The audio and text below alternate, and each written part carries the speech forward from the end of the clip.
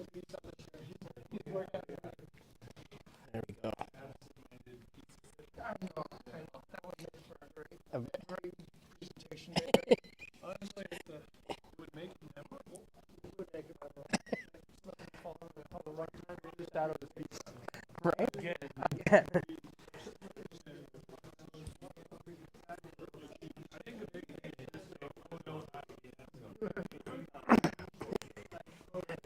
This is the third time this week. It's Monday.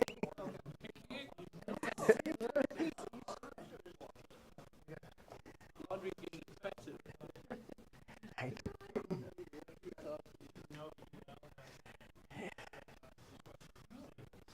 How are you doing? Thanks for making it. Thank you.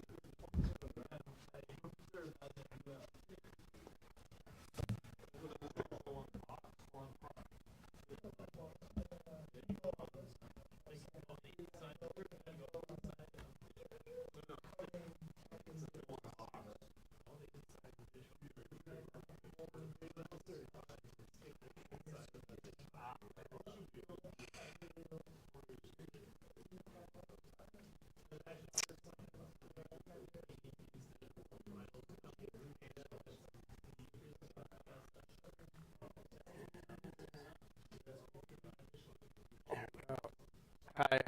There we go. Just want to get a quick selfie with everyone here in the room. First off, I want to say thanks for coming, guys, to MadAI. It's the last event of the year, and I'm really excited today. I'm Christopher Harrison. I guess I kind of run this show. I have, or at least I invite people to show up, and people do. So I'm excited that anyone shows up. So thank you. Today we have a bit of a different event than we normally do. Typically we have pitches, but where someone talks for 45 minutes and 15 minutes Q&A, then we go and have an adult beverage afterwards. Today we actually have a couple people signed up to talk about the projects that they're doing right now. And it's going to be a bit of a lightning talk. So each person's going to get a few minutes to talk about what they're doing. I also have some open slots if someone wants to also talk. I'd be happy to have you. But today we're really looking at essentially giving everyone 5 minutes to talk about what they're doing and like why it's important and who they're focusing on. So I'm really excited for everyone to be here for this. We've got a great showing, and I'm excited about a couple of the speakers that are giving talks about. I'm also have some, in case there's some lulls, I have a couple things I'm working on as well, and I'm just excited about this group. I'm super excited for everyone to be here. So thank you. Thanks for coming. I would also like to thank, I want everyone to understand that we are here in part because IEEE sponsors this event. Pizza's here because of IEEE, so please consider joining IEEE. The QR code is here to join IEEE Computer Society, and we're here to do this, so please consider. Without further ado, though, I would like our first speaker, Jorge, who's finishing up his piece right now. Just I'll give him a break, okay? Give him a moment. Take your time.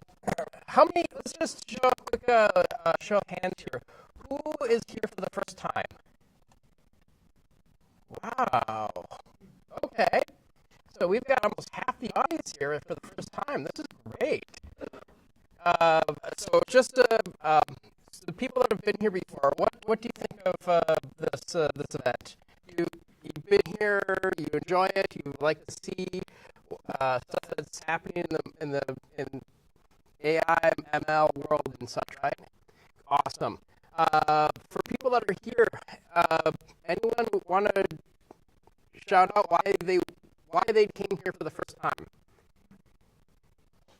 Don't hold back. All right. Nico, you are okay. You're a MadAI Computer Society first timer. Tell me why you're here. Well, I've been doing some work. Of course, I graduated this Sunday from UW. Hey. Looking forward to that. Looking forward the finance community at Atrophy and on Sports Extra, but I'm also doing some work on some data center design projects across the continental United States. Always goes to see how people are improving AI and how, try to design to that. So it's cool. Wonderful. Thank you. Okay. Yes, please. My name is Eric. I have a master's degree in AI, but I like to say before there was any money in it. But, so I'm trying to get back into it, but there's so much now. Okay. Interesting. So your master's degree, where did you get your degree from? Okay. Wonderful. Wonderful. Any specific focus or like AI? AI is pretty broad. Like any specific area that you really enjoyed? Data feature extraction. Information extraction. Okay. So basically anything, something that like ChatGPT can do in no training. Basically like you get some documents and it tells you stuff about what's in it. Grab the HDMI off my laptop. Cool. Very cool. Well, thank you. Thank you so much. And yeah, no, I get it. Like a lot of things have changed really quickly about a lot of stuff. Go ahead and plug it in here. Actually, I'll be benefiting from your research on my project. Hi, my name is Jorge. I am the founder of a company called Really. So basically, it functions as kind of a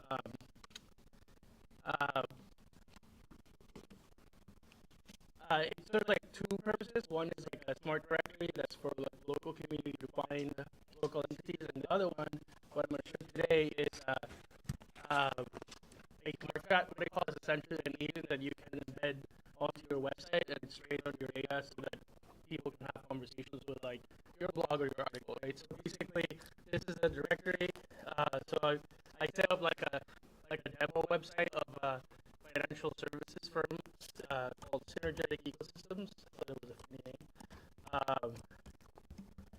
So basically, they're part of the directory already. And wait, am I on the internet?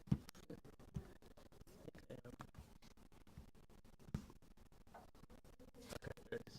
So this is like what their profile looks like, right? So if you go to their website, oh, okay.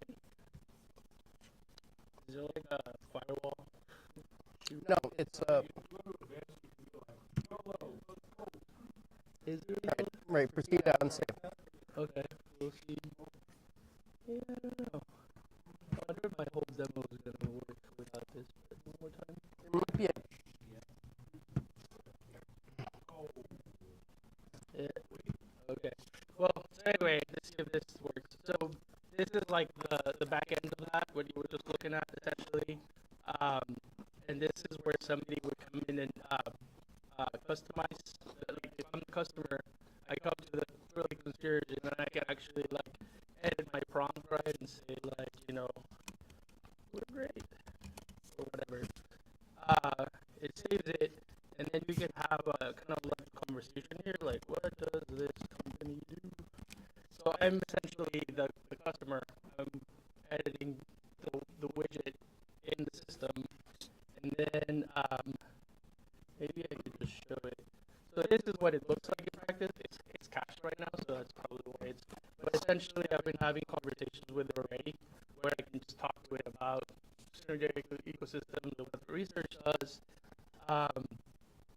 And so, like, can you summarize this article? So I'm in the context of this, technology platform acquisition article that they published.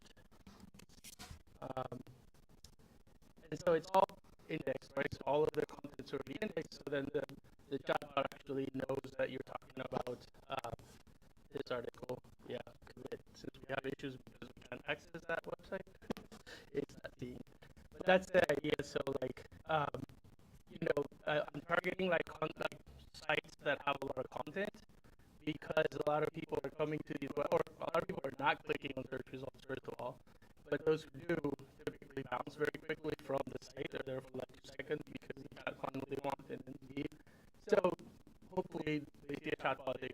engage with and talk to it about the content of the site. They can engage this. So yeah, and then these are like customers that I've set up. So essentially, this is where we would kind of give it more sort of more context. So the customer doesn't touch these, we do. So like we can adjust tone, give them more domain context, right? And add any special instructions. And this is where we kind of said like the goal of the conversation AI is to elicit a response. So we have like 3 different levels of like elicitation. So that means like it tells you a little bit something and then asks you questions. Would you like to know more about blah, right? So that's where we set that here. And then how much memory we have for every conversation, right? Right now it's just pretty standard. It's like 20 messages. Beyond that, it starts to get a little long because you have to like embed everything, like vector embed and stuff. And then just like different little settings that we have. This is like, and then we can actually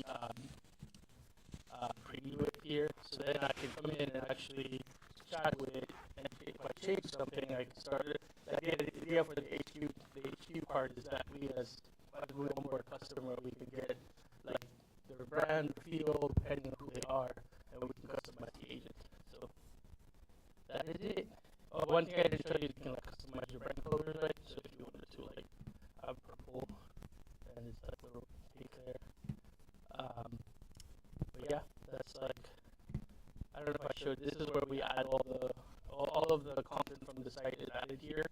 So then the customer can come in here like add more or delete. Like right now it scrapes up to 10 URLs, but you can manually add a bunch.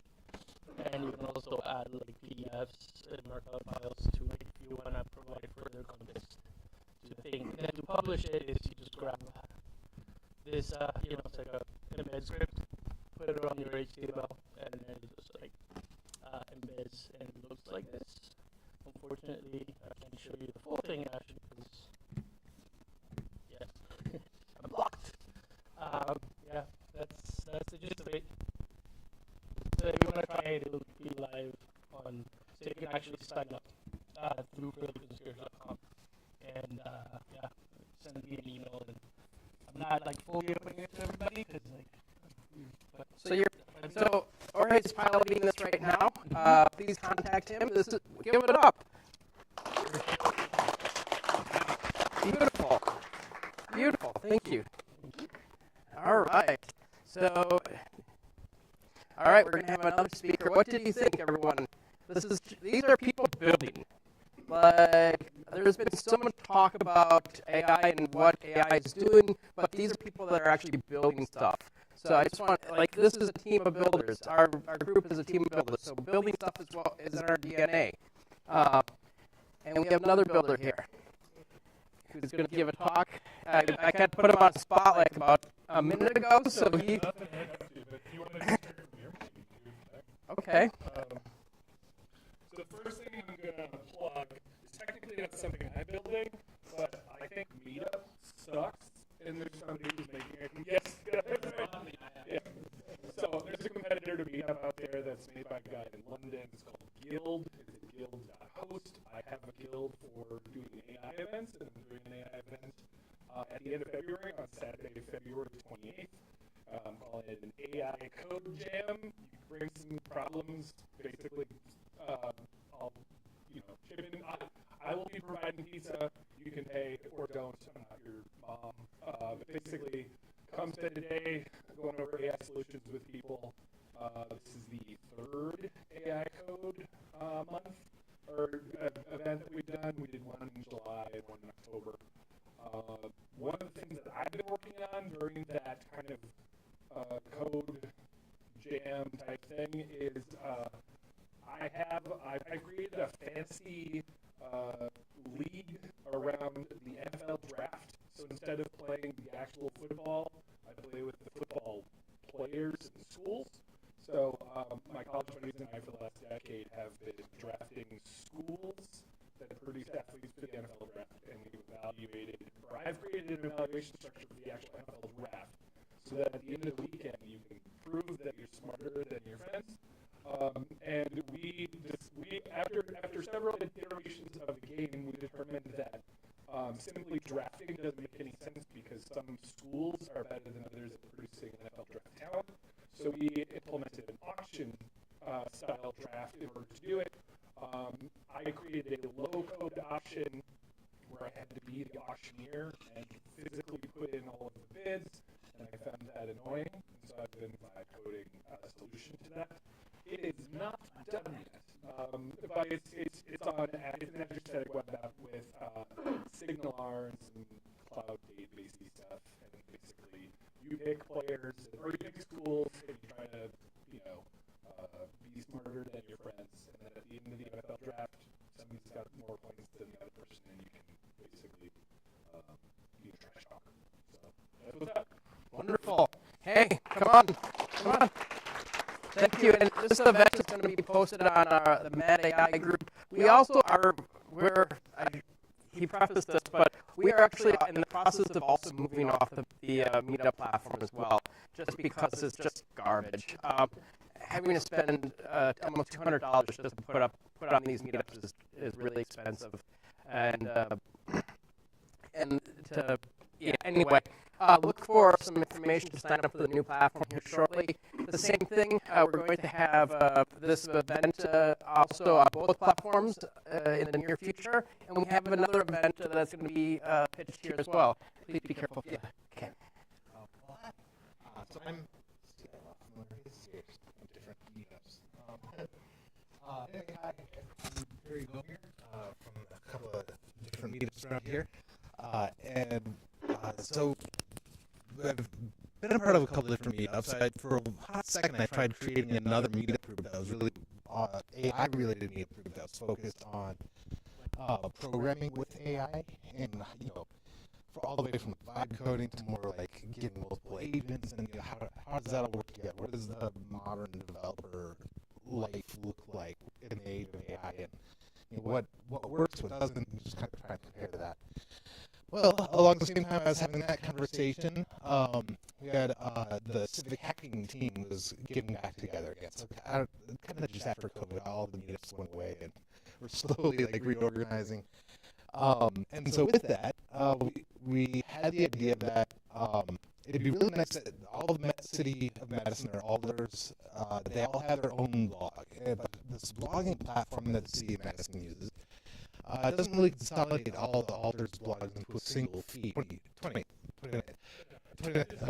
Sorry, I would have double checked the dates. Anyway, so with that meetup, on January 29th at 6 p.m. at Madison College, we're going to have an event where we're going to compare a couple of different meetups, or a couple of different AI approaches. So actually, and just compare different teams building this relatively simple app live for us in front of an audience, and we'll be able to compare, what approach really works well for you. So with that, that is my current task. Is if any of you are interested in participating in that and kind of doing a little bit of live coding in front of an audience, we'd love to have a few. Otherwise, stay tuned for any. We're not blocking it into anything they prefer. The language is totally optional. We've got a repo already started that has a couple of because you're probably gonna have to do a scraper. So we put together some scraping query selectors and stuff that you can use, and so we've got some starter info for you, so you're not totally starting from scratch.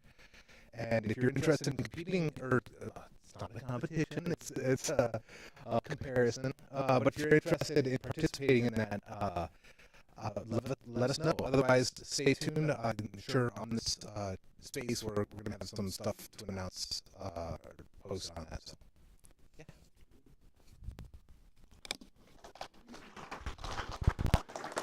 All right, guys, thank you. We will be posting this as well. So just looking forward, lots of cool things happening in January, not just in Wisconsin, not because it's cold, but anyway. I've got a bit of a hole here. I'm going to do a quick pitch of something that I've been doing, and then we're going to have another one, and then I have another item that I want to just do a quick pitch. What you're looking at here is something that I've been working on for the past couple months or so.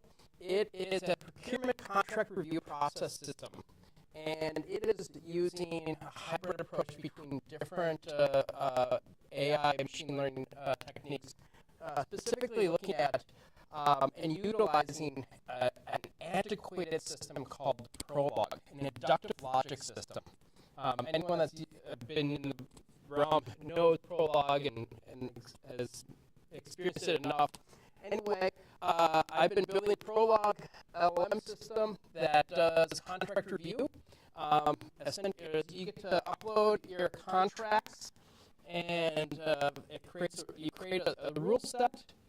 So, of course, it's saying,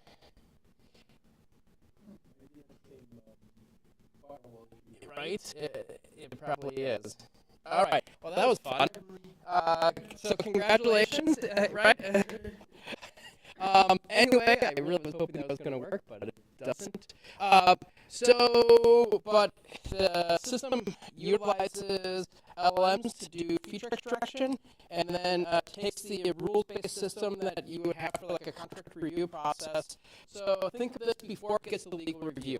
It goes to a procurement officer. They have to walk through the bunch of rules to see if it would go to a procurement or legal review or not.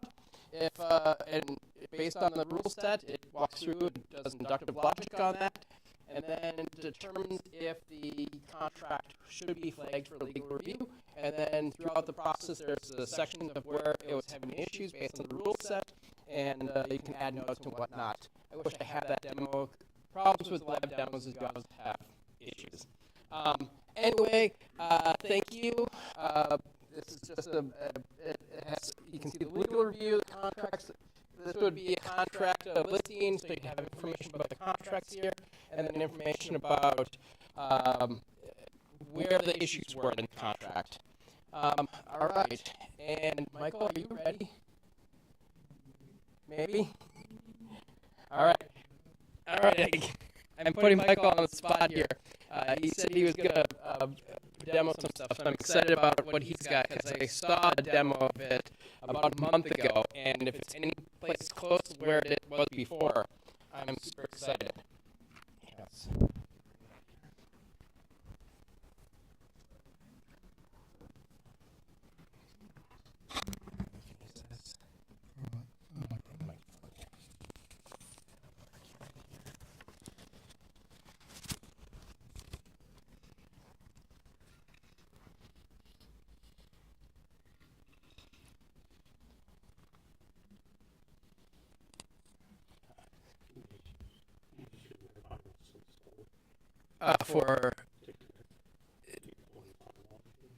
I mean, we could do a lot of things.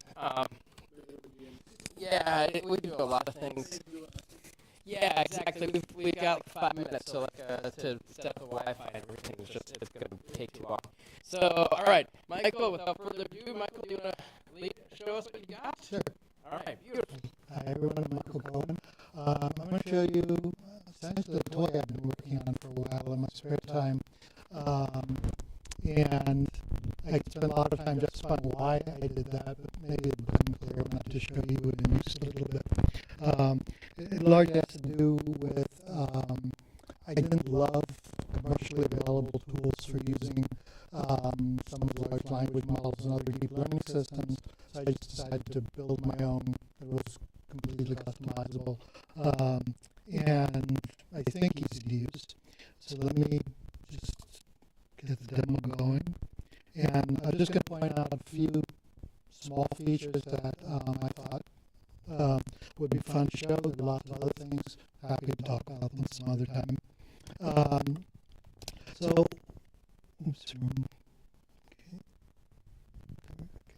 one of the things, I don't love Perplexity because you can't customize it. You can't customize problems, you can't customize temperature, you can't customize anything at all. So I wrote my own Perplexity, and I like it much better than the commercial Perplexity for many reasons. I don't know if that's legible. I can make the font larger. Is it too small? It's okay. So this is simply functionally equivalent. It doesn't work exactly the way Perplexity does, but that doesn't really matter. And I should say, in all of this, one of the underlying themes is what I couldn't stand about using any of the, that's going to be too strong a statement, but what really frustrated me using any of the large language model training systems was every time it was a blank slate. They were completely stochastic. They remembered nothing. They had no model of me. Every time I used them, I had to sort of give them all my priors all over again, or I had to go through very cluttered GUIs to go to these sort of categories that would capture models of me, which I couldn't stand. So I'll just mention this system remembers everything it's ever heard and categorizes everything in a massive DAG directed acyclic graph and pulls that in for context constantly. So every time I sit down to this, it's as if I never left it, which is something that's important. And one of the things you'll notice is in between my questions, it's printing a measure of how similar each topic is to the other. It's doing constant topic modeling behind the scenes. So when you're using maybe ChatGPT, you're just using one deep learning network at a time. This is currently running 5 in parallel. And they're doing a variety of things from topic modeling to a custom one I wrote myself for topic detection change, which is actually kind of hard to do because there isn't really a right answer. You never know. Someone changed topic for one question. Are they going back to where they were with a one-time thing, or are they really changing what they're talking about? So I'm just going to ask a couple of AI questions here. And they're all in a script that's being loaded, but it's really being processed just because I'm not going to try and type and talk at the same time. That's a disaster, as Chris saw when I demoed it to him. And we'll just go through these quickly. So here's a controversial one, and I told it to give short answers to everything. Here I told it the style is standard. This is the kind of thing you can't do with Perplexity, although this isn't Perplexity, this is just chatting. And I asked it, are AI is going to replace software developers? And whatever, it doesn't even matter what you care. Well, the answer, one of the things it does is it argues with itself. And so now I have what I consider the best of the LLMs. It's Opus 4.5 is going to take that answer from whatever system generated and critique it. Now, I had a system, if you've ever used ZenMCP, you know it's very good at having multiple LLMs debate each other, and I had something like that here until I ran up a bill of several $100s with a really big debate, which I hadn't anticipated, and I got really upset, so I turned it off. But so this is just sort of one time through, and you can ask it to critique itself. And there are lots of funny anecdotes I could mention about this. For example, Gemini recognizes Claude's output. If you program it, will tear it apart. It's vicious, and it's not accidental. But that's a different demo. Okay, now I'm changing topics, and you'll see it says topics changed.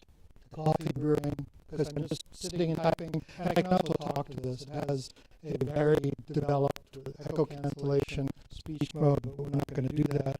And I'm just going to ask a couple of questions. Okay. Just random questions about making coffee, the way you might ask an LLM. And then I'll ask it how many topics there were, because topic modeling is something that always comes up. And you'll see it says machine learning, which is fine. And then there's coffee brewing and coffee preparation. We'll see how that's dealt with in a second. That's easy to fix, and that's done behind the scenes to combine things. And the other thing I want to show you some idea of the generality of this. So it has a bunch of chat models that are customizable by the user. So who you want to chat with, what you're using for topic detection, what you're using for compression, so you can compress your history, what you're doing for synthesis, when you're doing something like Muse, and you want to synthesize the result of a lot of web pages, and what critic you want to use. Or if you want to use a bunch of critics, or if you want critics to criticize each other's criticism, you can play with the recursion. That's kind of fun. And in terms of models, so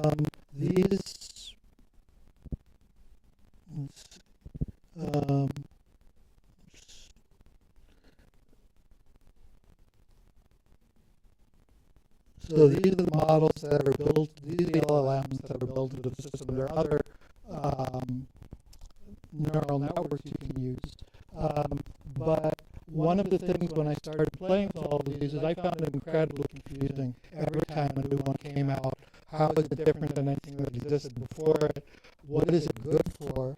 So you'll see this is a chat and instruct one. Their whole, it wasn't clear what to do with them, particularly which ones had guardrails and which ones didn't.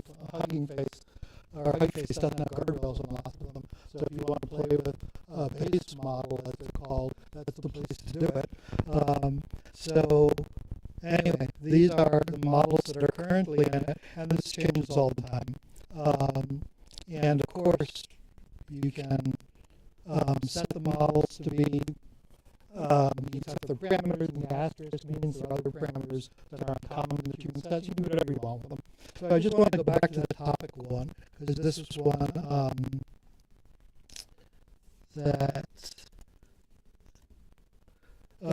sort of annoyed me, because it's tricky if you're doing this in real time to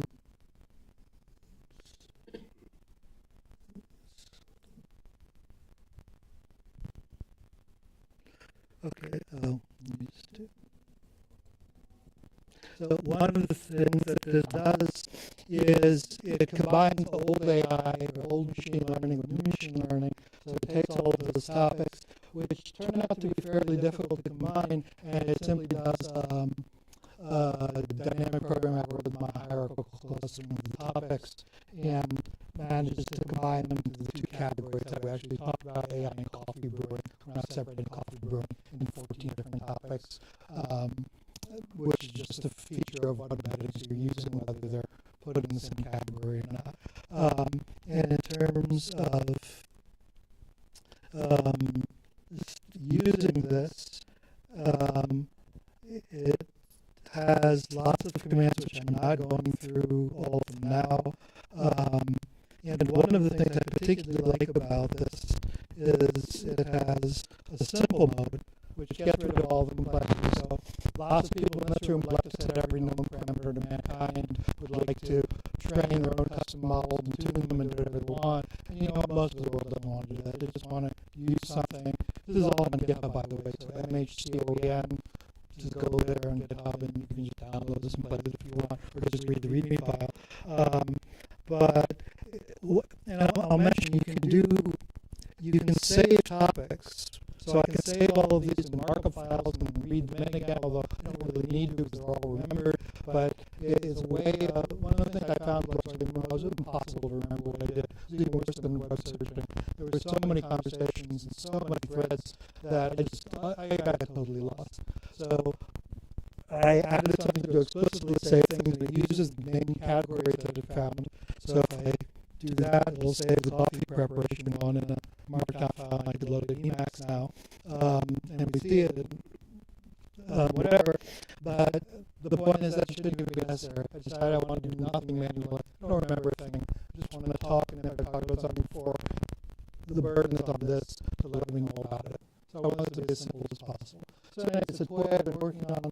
Anyone's free to play with it, use it, do whatever you want. It's Apache licensed. And it's my preferred tool for interacting with LLMs. It's something I use every day.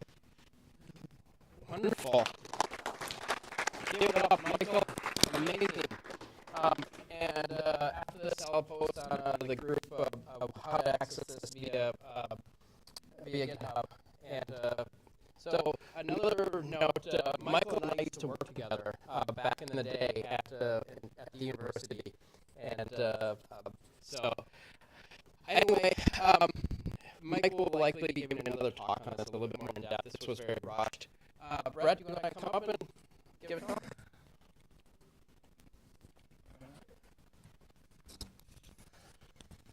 All right, hello everyone. Brett here. I wasn't planning on giving a talk here, but I'm going to share a little bit about a fun project I was doing. So, I don't know, raise your hands, everybody has like cats or dogs or something. Pets? Okay. We've got two cats we took hostage from our family farm and kept them in our family with kids. And I've got a project right now I'm working on that. It's to be in a museum for UW-Madison. And I didn't want the cats destroying it. It's got 86 strings of LED lights dangling, right? Over 8 feet long, giant array of feathers dangling wide to be tore up with years' work, right? So, but I have to have it in this room because it's got vaulted ceilings and it's taller than the normal ceiling in our house. So I've got it in this room. I want to keep my cats out of it. I don't have a door. I don't want to modify and build a door. So how do I keep my cats out? I thought, well, I could put child gates up. So I tried that. Put child gates up, worked great for a little while. Cats grew taller, they climbed higher. I Frankenstein the gates, went higher and higher. They kept climbing higher. Didn't work well. Then I tried something as extreme as like shock collar right for cats. Wasn't thrilled with it. Didn't really work, or when it did, I didn't like it at all. It was overkill. Got rid of that, scratched that. Thought of making a humane shock collar that would be like it would measure the actual contact resistance the instant moment it was going to actually deliver a dose, and adjust that. That was going to take a little too long to build. It wasn't going to be done that night. Then I thought, well, I don't know, I'll build something like do Bluetooth location tracking, right? And because I thought about it, and when we vacuum in our house, our cats go to the other end of the house. They're scared of the vacuum. Natural deterrent. So I thought, all right, all I gotta do is turn on a vacuum, right? So I told the kid, hey, we're going to Goodwill to buy a bunch of vacuums. We bought 3 vacuums for 3 different rooms. I thought we'd keep them up and test it. So I built a little, just with ESP32 Bluetooth. I thought I coded most of this. I could write this off for myself, but it would take longer, right? And this just goes quick. So I used ChatGPT then. Now I'm using Cloud Code, but either way, so I built and 3D printed these little collars with batteries, and the cats will wear them. It detects the R's, the size, strength, right? And I had it roughly calibrated to about maybe let's just say 20 feet, and be at the door frame or wherever. Either way, worked great for a while. Well, since it's 2.4G, kids come home from school, and all of a sudden there's like Wi-Fi comes on, and squishes out the Bluetooth signal or whatever. And my range drops from like 20 feet just down to like a foot. So not successful. Otherwise, it was working great before then. Plus, I had to keep recharging the batteries. Tried numerous other technologies, and I thought, all right, well, let our cats be free, not have to wear a collar. I don't have to charge batteries. I'm going to use computer vision because I thought I made a auto model training cat feeder thing because one of our cats is bigger and one's skinnier, right? Well, guess what? The fat cat eats first, right? Skinny cat, she sits around, and he's a bigger guy. That's the guy. He's not much of a gentleman, obviously. But so I'm like, hey, I was doing that. That's way more complicated. I don't need to know which cat and train the model on like automatically on like which cat looks like what and snap positive, negative images. I just need to know cat or no cat. Very simple, right? So either way, I used the Raspberry Pi 5, and I, with ChatGPT, I coded. And although my biggest, and I was using like YOLO, I tried Hard Cascades or however you say that, but YOLO was like faster, I had a better frame rate. And I was just monitoring for the cat to be detected, and then I would turn on a relay, a little SSR relay, and vacuum was plugged in all the time in the on position, so it would just turn on for that moment, and then it would turn off as soon as it became out of the room. And then, of course, like if the cat just stayed there, wanted to just push the boundary over, like it would, so I didn't burn out the vacuum or cause issues. It would have a timeout feature, whatever that. Either way, with the vibe coding, I guess. So big takeaway on that side is, I did have. There's a time where you have to realize, like, okay, enough is enough. I'm in this continuous cycle of fix one thing, break another. I was getting like with Python, or with Python and a Raspberry Pi device, being operating system type of thing. The new Pi 5 has Bookworm, and I forgot whatever the one before that was, by the way. So it was pulling libraries that were sometimes compatible with the operating system, and sometimes some other libraries being used were only for another. So at some point I had to realize that it's just, now it's that 80% that I got from the AI, and I had to just go in there, look at the code, understand it, and figure out what changes I needed to fix it. But, so that's that. But either way, it works great. It's been running for 6 months. I had automatic electric square gun, some servos, robotic servos that can adjust at 50 millisecond intervals to adjust faster than reaction time of cats to square it, and I did an algorithm that's going to actually shoot ahead of the cat, or I could always shoot behind it. I also thought I thought that wasn't socially acceptable shooting after. So the electric square gun, hey, no problem. Everybody uses them. People use Mystery all the time. But whatever, if it ain't broke, don't fix it. Well, once in a while it thinks I'm a cat, but it always sees a cat. It just sometimes thinks I'm a cat too. Every once in a while we're watching a movie, it's scared you when it's in the movie room, right? And the vacuum goes off next to the couch, like the kids really don't like it. They spend more time in there than I do. Either way, so it was a fun project, and I put the whole thing. Give it up to a cat detector. So I'm going to open it up right now. Does anyone have any projects they've been working on that they really would love to pitch? Come on up. I started a new job this week.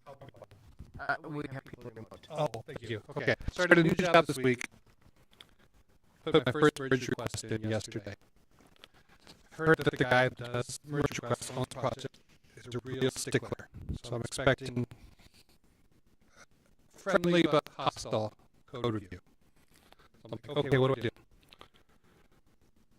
Vibe coded a thing to download every merge request that he's done for the last 3 years. Right? So about 2,000 comments. Fed it into Claude, say, hey, look for all these, find themes, generate a checklist of the most common complaints, generate the checklist, execute, and run it. So that was kind of like, it amused me because it was able to handle a lot of data efficiently, and it was actually a clear case of actually saving me time, instead of like having to go through and read it. So that's my story for this week. So I thought it was like clever enough to do.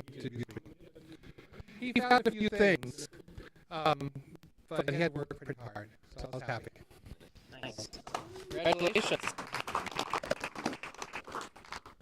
Anyone else?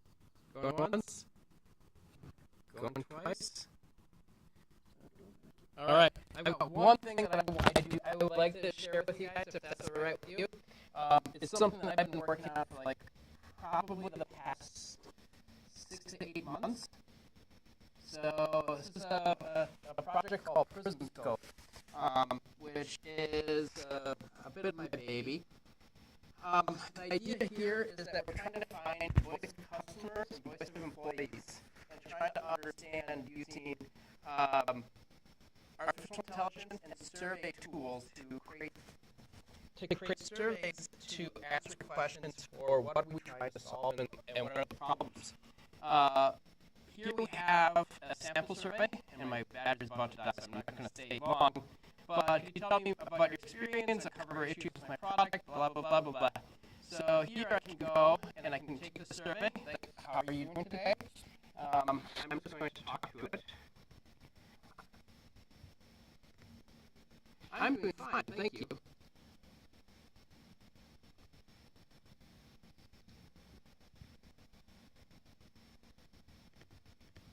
My product broke the day I got it.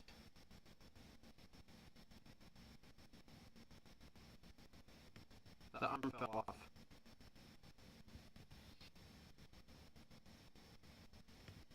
I think it came broken.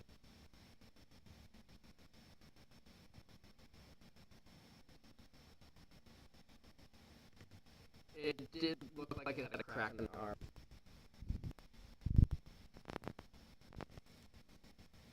And then I'm just going to say stop.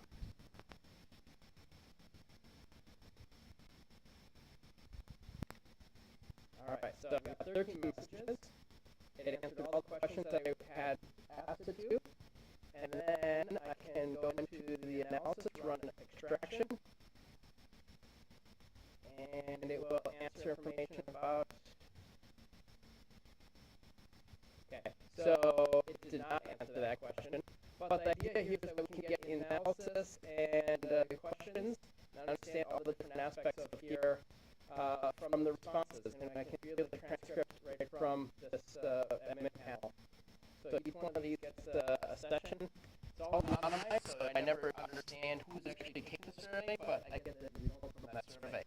And the idea here is that we'll have a word cloud at the bottom here with the themes and analysis and campaign details. We can also go back here, create a campaign. We can do either persona-based, so standard kind of Q&A survey, or we can do a goal-driven one. This is something called test. And we are trying to find who has a product that they have. Anyone want to find out something? What? Okay. What are the issues with the cat detector?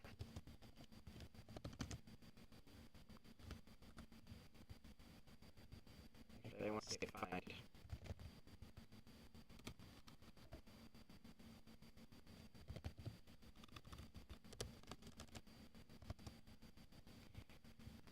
Here, prompt me. We want a comprehensive, standard, quick. Fail the fetch. Wonderful. Okay, so I absolutely love the fact that we do let demos. It's awesome, work great. Anyway, here we go. Critical questions regarding the cat detector. So it creates my questions for me. And then I can have an optional welcome message or complete message. And then I have my my campaign. Here I have the questions. I can copy the link and start my new survey.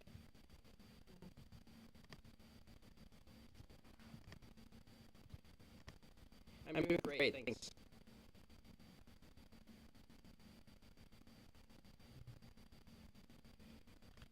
My cat detector doesn't detect the cats all the time.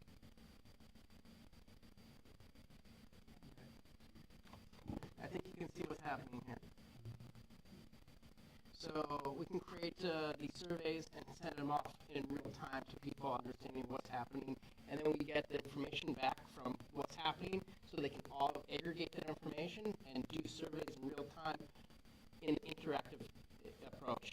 I was super excited when Anthropic posted their survey, and they had the same criteria that they were using. I actually have a patent on what they're doing, so I'm a little bit bothered by what they've got. But it's awesome. At least there's other people in the same thought process. I'm taking this to customers and companies. So this is what I've been working on for the past 6 months or so, in case you were curious what I've been doing. Thank you guys. Thank you for sharing, or thanks for being here. And before I shut down, thank you. Thanks for being here, guys. Thank you. And again, please consider joining IEEE. The Computer Society sponsored this event, so thank you. And now we are looking to go and have an adult beverage. If anyone's interested, we're going to go over to Paul's Club and just have a beverage. But thank you guys for all coming. I really appreciate that. We appreciate that. And I'm looking forward to continuing building this community. Look forward to some events coming up shortly that are going to be posted. And thank you. Thank you. If you are interested in how to join after we decide what we need to do, say, how do I join after? You can also scan it. You can also scan this QR code as well, and that'll take you to the webpage for IEEE to sign up.